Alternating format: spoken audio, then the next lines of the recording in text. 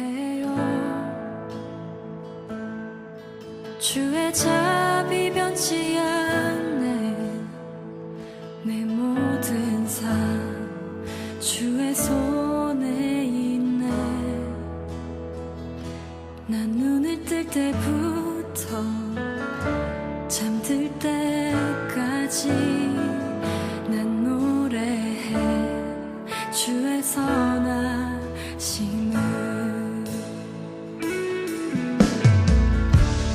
내 평생 신실하신 주,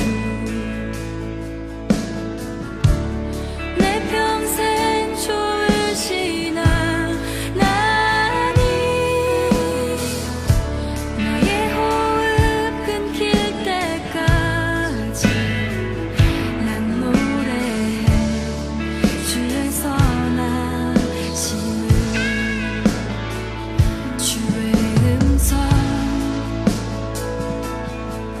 풍 가운데 나린 너의 흑암에서 안위하시는 주님, 그는 나의 아버지, 그는 나의 친구. 난 거하리 주의 선하심에. 내 평생 신실하신 주, 내 평생 좋으신 하나님, 나의 호흡 끊길 때까지 난 노래해 주의 선하심을. 내 평생의 선하심과 주의 인자하심 성령 나를 이 새벽을 함께 하시는 우리 성도님들 사랑을 축복합니다. 비가 온 뒤에 아침 저녁 날씨가 선선하죠. 어제 찬바람 부니까 또 기분이 좋긴 하더라고요. 요즘 비가 오기 전에는 좀 습한데 요즘 최근의 날씨는 참 뜨거운데 그늘에 들어가면 시원한 그런 날씨가 됐습니다.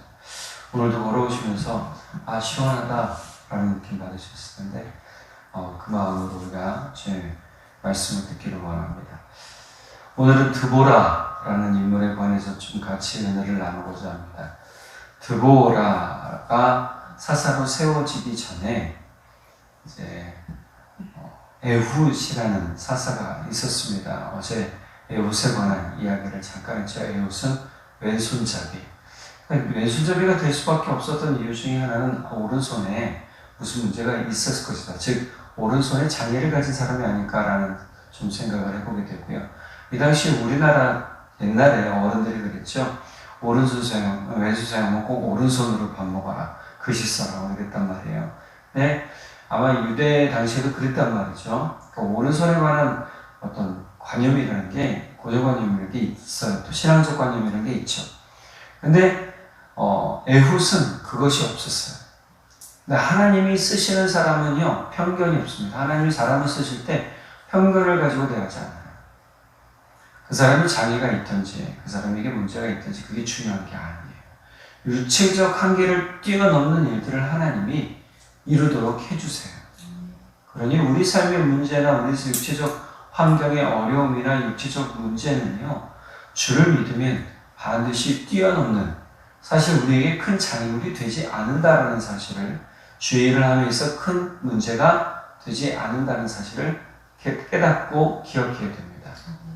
그럼 우리가 세상을 살면서요, 참 넉넉히 모든 것을 견디며 이길 수 있게 된다는 사실에 감사하게 돼요. 자, 그리고 이 에훗이 죽은 다음에 이스라엘이 다시 어떻게 합니까? 하나님 앞에 죄를 짓죠. 하나님, 여호와의 목전이라는 것은 하나님 보시는 눈 앞에서 라는 뜻이에요. 다시금 죄를 져요. 이들은 자기들이 사람의 눈으로 하나님 보지 못하잖아요. 하나님 보이지 않으니까 눈에 보이는 신들을 자꾸 사람들은 따르려고 해요. 그러니까 죄를 자꾸만 반복하게 되죠. 그러니까 이번에 하나님이 어떻게 하시느냐? 가나안 왕 야빈의 손에서 그를 파셨는데 그때 하루셋 학고임에 거주하는 시스라가 이 야빈의 군대 장관이었습니다.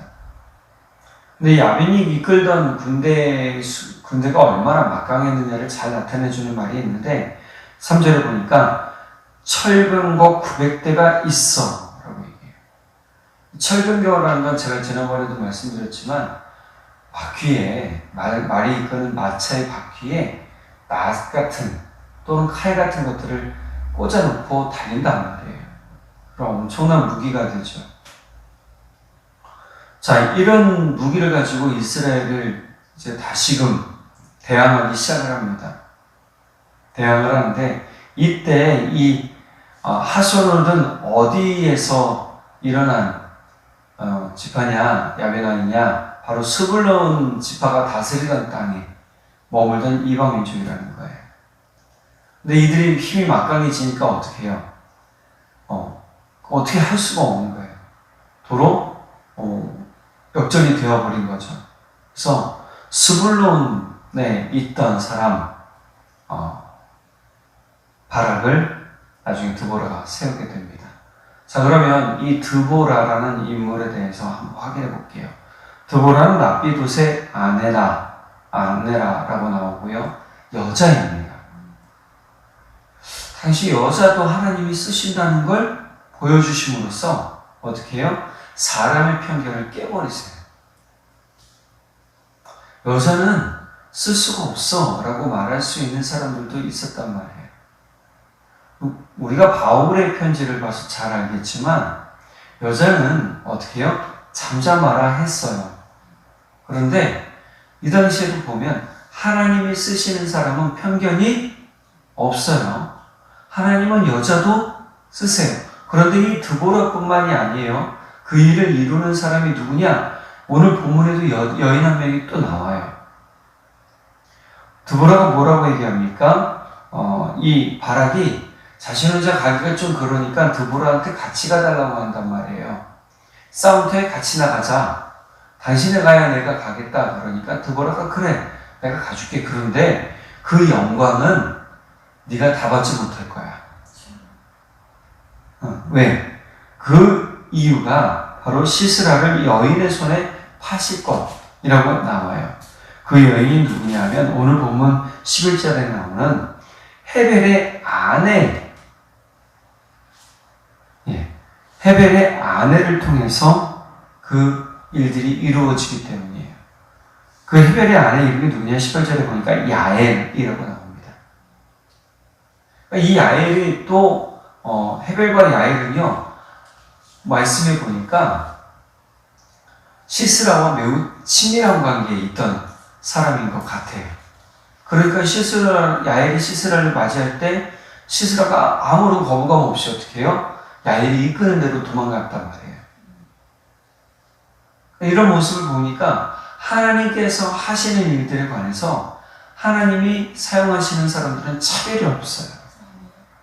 그러니 앞서 왼손잡이 에훗이나 지금 이 사사 여인 드보라를 경우로 본다면 여인들은 하나님이 쓰시는 귀한 사람들 중에 또 한 사람이라는 거예요.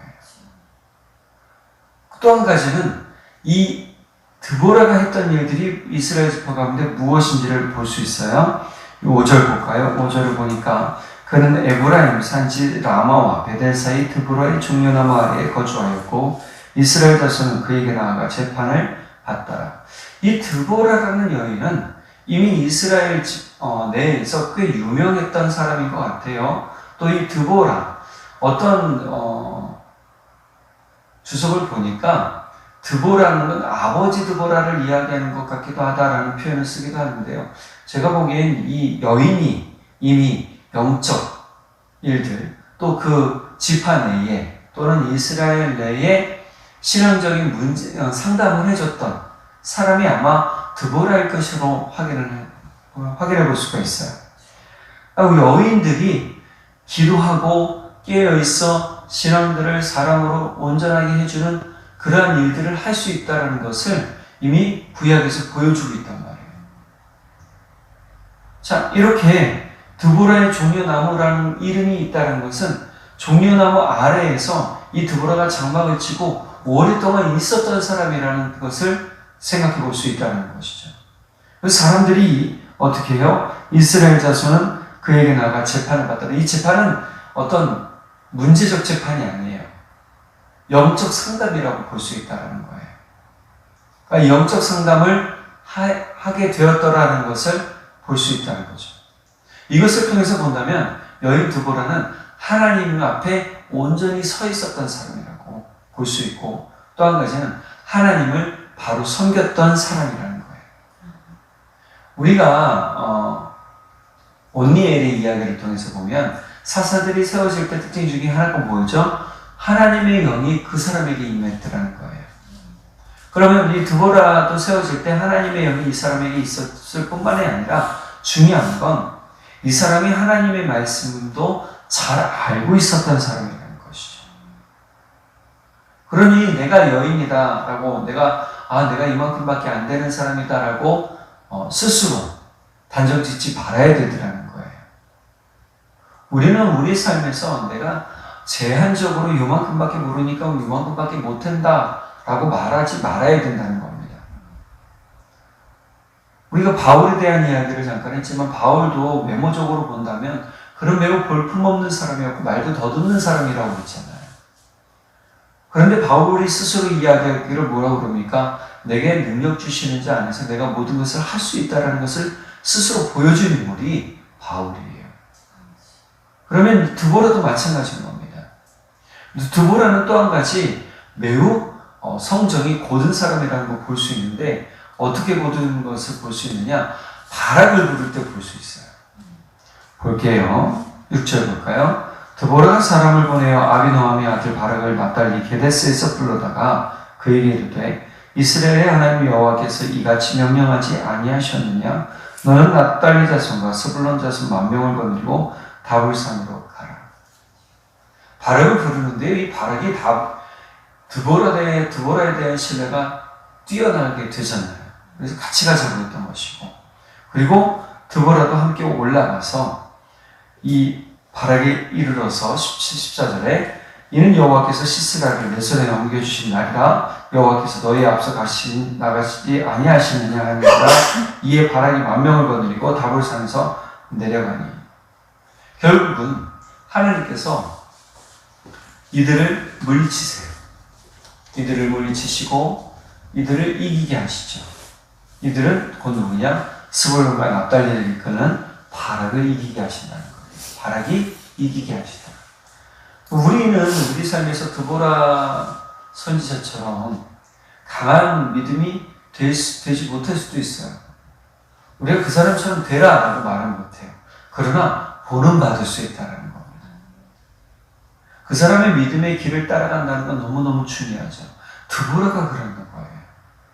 저는 한국교회의 많은 여인들이 얼마나 놀라운 일을 행했는지를 보게 됩니다. 또 확인할 수가 있어요. 마찬가지입니다.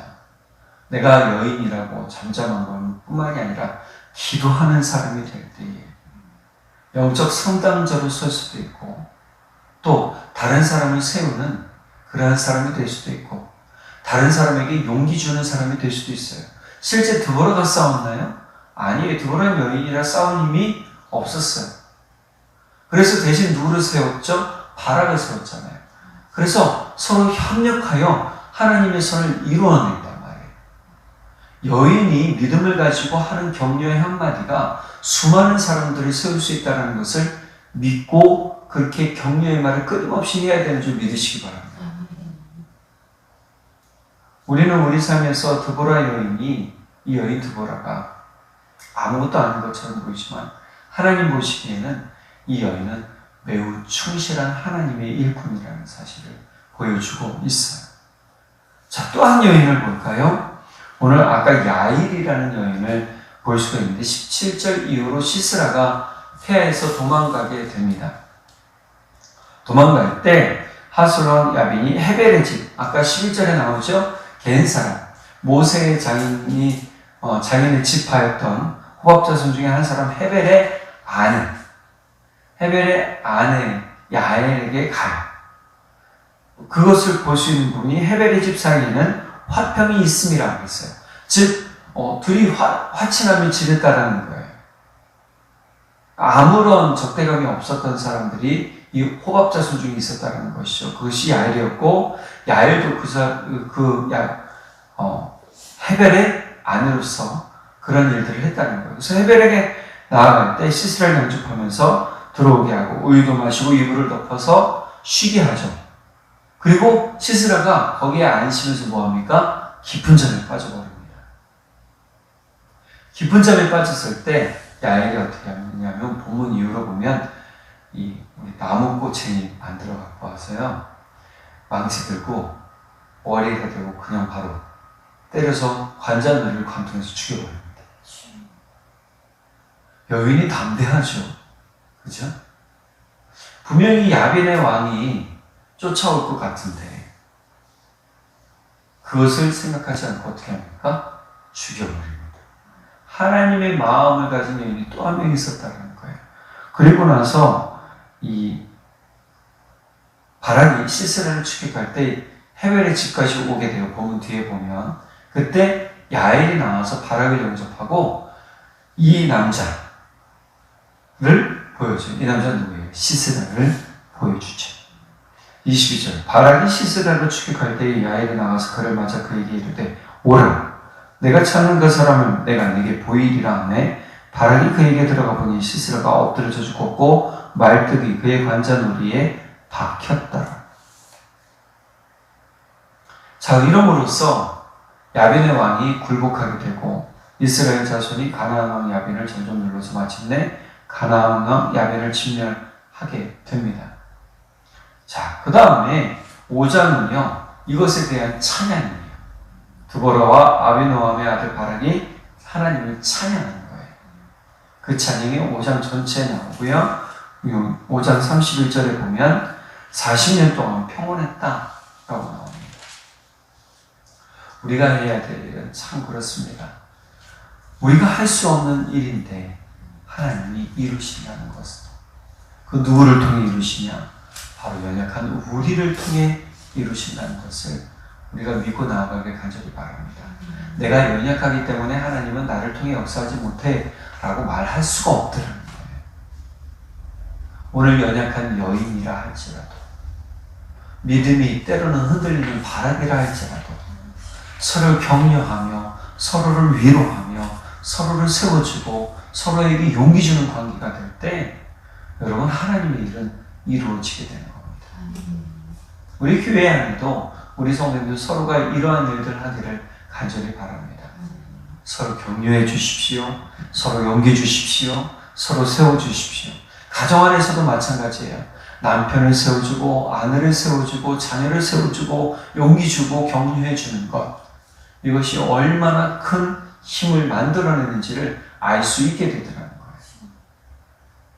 그렇게 되어서 하나님의 역사는 이루어지게 됩니다. 오늘 여인 드보라 또 바락이라는 인물 귀한 일들을 이루어내게 되지만 오늘 이 드보라를 통해서 믿음의 본을 우리가 본받기 원하고 또 따라가길 원하고 우리가 아주 드보라처럼 살 수는 없을 수도 있겠지만 중요한 건 내가 하나님 안에 있을 때 나는 하나님 안에 귀한 사람이다 라는 사실을 기억하며 나가는 우리 모두 되기를 간절히 바랍니다. 기도하겠습니다. 사랑의 하나님 아버지 참 감사합니다. 여인 드보라가 있습니다. 이 여인은 참 작은 사람이었습니다. 이스라엘 고대의 관념으로 본다면 여인이 무엇을 할 수 있는가 라고 생각해 볼 수도 있었겠습니다. 그러나 이 드보라는 신앙적인 상담자였고 사람들을 온전히 세우며 하나님을 바라보게 하는 사람 중에 한 사람이었습니다. 그래서 이 드보라를 통해서 하나님 일을 하시되 또 바락이라는 이름도 붙여주신 그런 것을 보게 됩니다. 주님, 우리 삶에서 주의 놀라우신 은혜와 영광이 우리 안에 있음을 기억하고 우리가 힘써 주의 일을 이루는 그러한 사람들 되게 하시고 주님의 능력을 무시하지 않는 우리 되게 하여 주옵소서. 주님께서 오늘도 우리가 기도할 때 함께 하시고 은혜로 붙들어 주실 것을 믿고 감사드리며 우리 주 예수 그리스도의 이름으로 기도드렸습니다. 아멘. 사랑해요. 주의 자비 변치 않네. 내 모든 삶 주의 손